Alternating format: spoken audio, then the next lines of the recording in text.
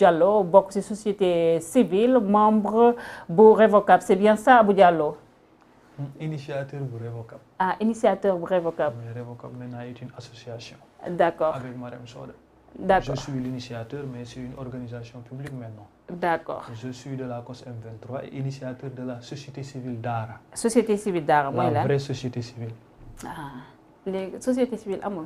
dafa am yoo xam ne du société civile. Non non la vraie c'est la société civile Daara. Ah ok loolu laa parce que le droit humain. Daara ji moo ko xam. D'accord naka nga def Abou Diallo.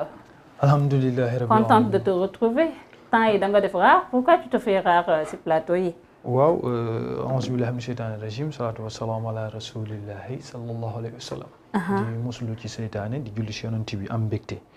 raar gi yëpp du nekk ci yitte daara ji.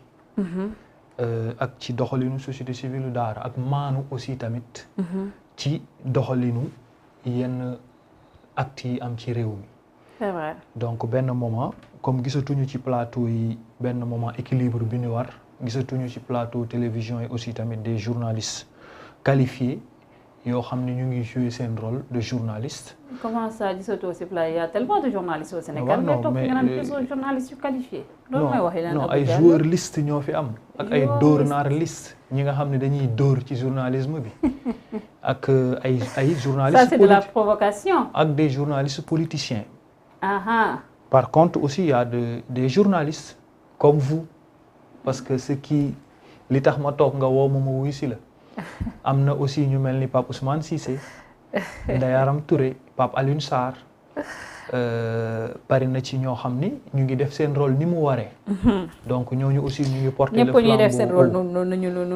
ñooñu aussi ñu ngi leen di sargal di leen ñooñu fuñ ñu woo ñu wuyu leen. parce que xam nañu métier bi lu mu laaj. xam nañu ni aussi tamit métier bi ñi koy def dañu war a ànd ak xarañteef dañu war a ànd ak fulla ak fayda dañu war a am respect waruñu am complexe ci lenn. te dëgg dañoo war a reposer wu ci dëgg ak responsabilité ak liberté ñooñu buñ ñu woowee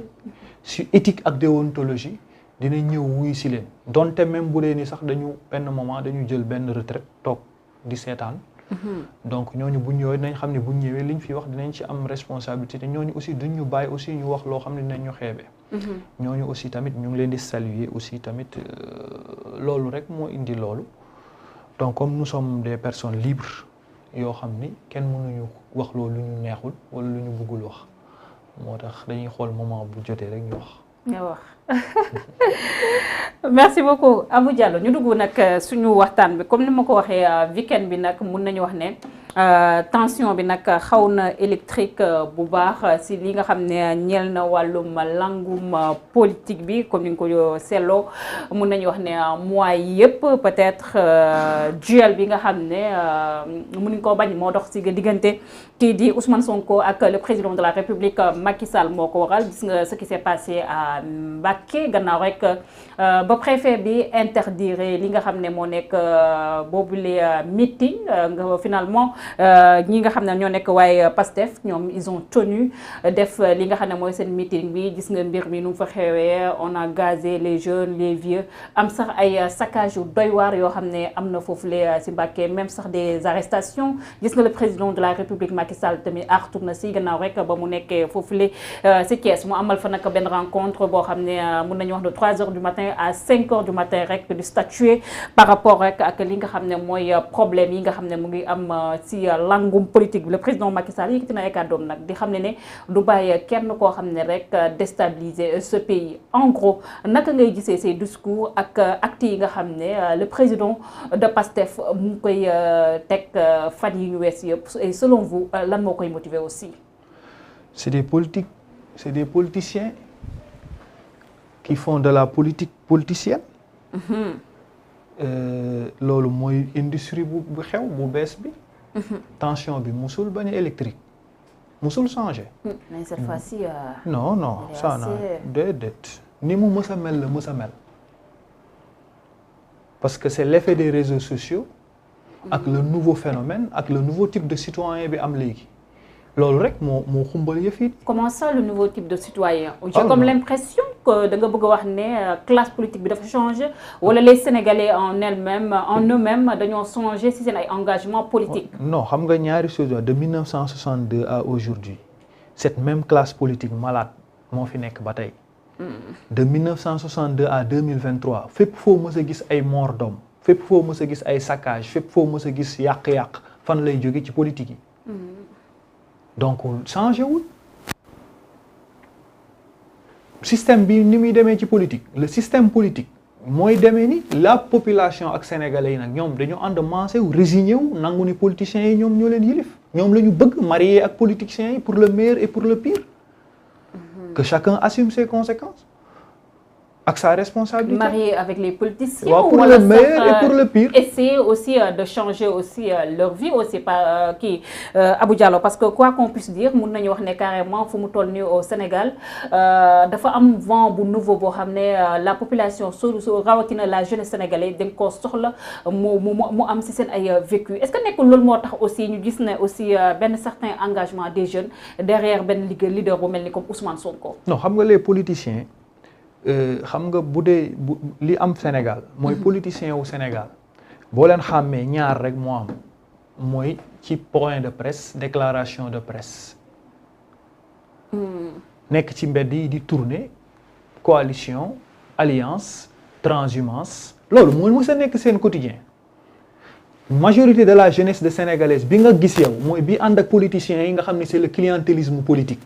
mais nit ñi jëluñu projecteurs yi yóbbu ko ci majorité de la jeunesse sénégalaise comme Sophie Gueye comme Nafi Gueye comme Marème Soda Ndiaye comme consort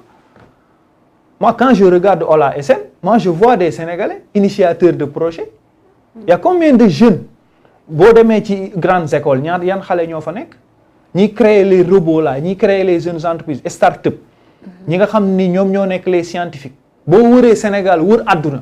suñ la waxee sénégalais yi fa nekk si les secteurs industriels ni ñu toll c'est parce que projecteurs yi moo dem fële li ñu won ak li ñu consommé ak otage bi ñu jël ba le débat est politique et politicien loolu bokkoon na ci li tax ñu retiré wu. mais tout est politique aussi Abou Diallo. mais xam nga la politique dafa am xam nga tout est politique. mais ban politique moo am Sénégal une mauvaise politique une politique politicienne une politique carriériste et une politique de chantage de transhumance une politique de verbiage loolu moo fi am. loolu nag moo dem ba même nos journalistes sont mutés maintenant des journalistes politiciens des plateaux politiques parce que dama déglu Cheikh Mbow que je rends un hommage solennel de COSYDEP ñu invité ko récemment le jury du dimanche bi muy daaneel mu ne maa ngi lay remercier d'avoir donné ce plateau à l'éducation là où je vous parle on est en train de repenser l'éducation nationale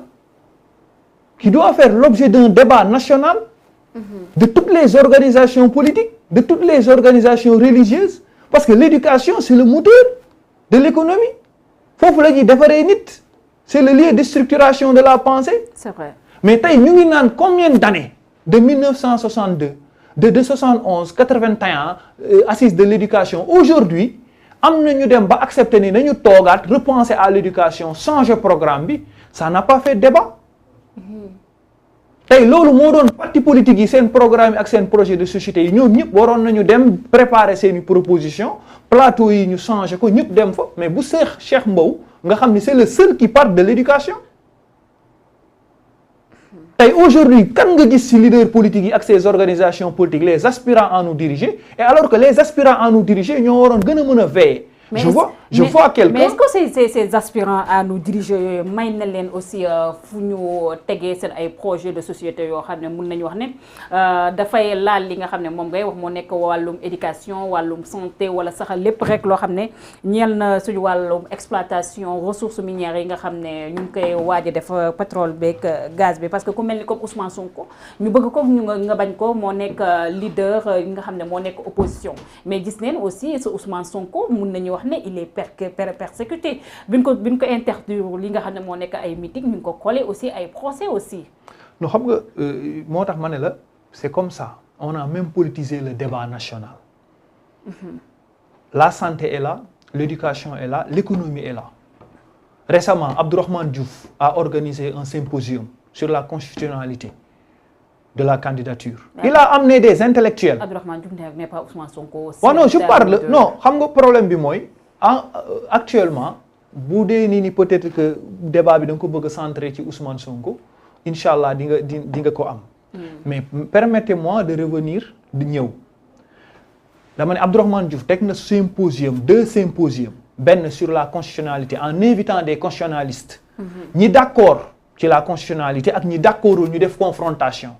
Abdourahmane Diouf posé na le débat sur l'éducation religieuse def ko récemment jël ay site jël ñëpp def direct mais deful débat l'affaire du TER bi mu amee Abdourahmane Diouf soulevé ko woon mu nekk débat aujourd'hui l'État du Sénégal demul dans les plateaux pour nous expliquer carrément que ni contrat TER nu mu tëddee mais pourtant loolu mooy opposition c'est cette opposition d'idées moi je l'ai pas dit le frère le cardinal Benjamin Ndiaye hier lan la wax opposons-nous par les idées opposons-nous par les programmes yooyu noonu moo war a nekk débat mais pas des débats de personnes xam nga politicien bu ne muy Ousmane Sonko am na stratégie am na programme am na programme de propagande am na planning am donc ce que Ousmane Sonko fait sur le plan politique kooku ça l'engage et ça engage son organisation politique mais ce que Ousmane Sonko veut du Sénégal ça engage les citoyens électeurs yeggaguñu ci élection moment bi fi ñu toll foofu la ñu nekk mais Ousmane Sonko buy dérouler mais actuellement kooku on peut se dire c'est lui le chef de l'opposition moo fi nekk ana parti démocratique sénégalais ana où sont les autres opposants il est sur le terrain il occupe le terrain c'est vrai. Il a créé un parti et depuis que mu créé parti il est parti de Forest Forest les Sénégalais ont fait de lui député ils l'ont fait de lui maire de Ziguinchor par les urnes ils l'ont fait troisième personnalité après les élections 2019 après deuxième personnalité nekk fi mu ñëw ci kanam tous les autres oppositions ci barkeem la ñu mujj topp ci ginnaawam jël programme Ousmane Sonko ànd ak moom politiciens yi bëgg buzz politiciens yi bëgg barke politiciens yi bëgg lépp donc aujourd'hui il est en train de dérouler offre la yor Ousmane Sonko est constant dans son discours que certains jugent que moi je juge très violente oui pourquoi non c'est ça que sama gis-gis laa wax xam nga ñenn ñi mën nañu juger ni contexte la Ousmane Sonko a préféré le rapport de force parce que loolu la gëm. est-ce que nekkul aussi moo nekk politicien bi nga xam ne moom la gën a acculé aussi non xam nga ñaari chose traité nit il a été traité de salafiste maintenant procès diffamation viol et ainsi de suite bu bëggee organiser li nga xam ne moo nekk ces manifestations politiques ñu interdire ko finalement est-ce qu'il est violent wala sax contexte bi aussi moo ko yóbbu à cette violence Abou Diallo non xam nga waxuma contexte le style de l'homme dans sa politique au début l'homme avait un style de débat d'idées au début l'homme avait un style d'écrire un livre de poser des débats économiques il était seul à l'Assemblée nationale on le suivait c'est un homme que je suivais ce que les Sénégalais ignorent moi je suis tout le monde ñëpp lay xool ku si nekk am naa ci 10 personnes bi ci programme bi ci activité bi c'est vrai mais bi muy ñëw di démarrer il avait parlé d'un système politique man bi ma wax ni ñoo jël otage république bi ñoo jël otage citoyen yi ñoo jël otage religieux yi moom boobu la décrier woon pour ñëw ni pour ñu changer ko il faut que ñu changer de paradigme génn dans ce système arrivé mu nekk lu bees nekk phénomène bu bees sénégalais yëpp adopté wu ci mu bind livre solution pour la première fois de l'histoire mu woote à la place de l'obélisque inviter même des journalistes qui sont pas d'accord avec lui inviter des journalistes doyens accepter critique ak débat critique bi mu ko defee ba pare Ousmane Sonko on disait que Forest mu dem Assemblée nationale mais Assemblée nationale année boobu Ousmane Sonko mooy challenge bi muy nekk Forest il a posé des débats là-bas économiques fiscalistes que les Sénégalais yëpp apprécié ko tàcc ko moo ko yóbbu fi mu nekk tey mais après Ousmane Sonko est rentré dans la même politique du système mooy bi nga xam ne ni après être accusé de viol non xam nga ñaari chose mooy am xam nga ñaari chose xam nga boo ma bëggee dugal ci affaire accusé moi je parle de politique parce que man accusé wu ma ko Adji Sarr moo ko accusé man plainte wu ma ko Mame Mbaye Niang moo ko plainte comme lui il reçoit des coups lui comme il donne des coups lui il avait accusé Mamour Diallo lui il avait accusé Abdourahmane Diouf Thierno Alassane Sall tous ces gars de l'opposition travaillent pour l'État lui il avait accusé ses anciens présidents que ni ñoo yàq réew mi nangam lui il avait accusé aujourd'hui politique la nee nañu ñoom géopolitique bi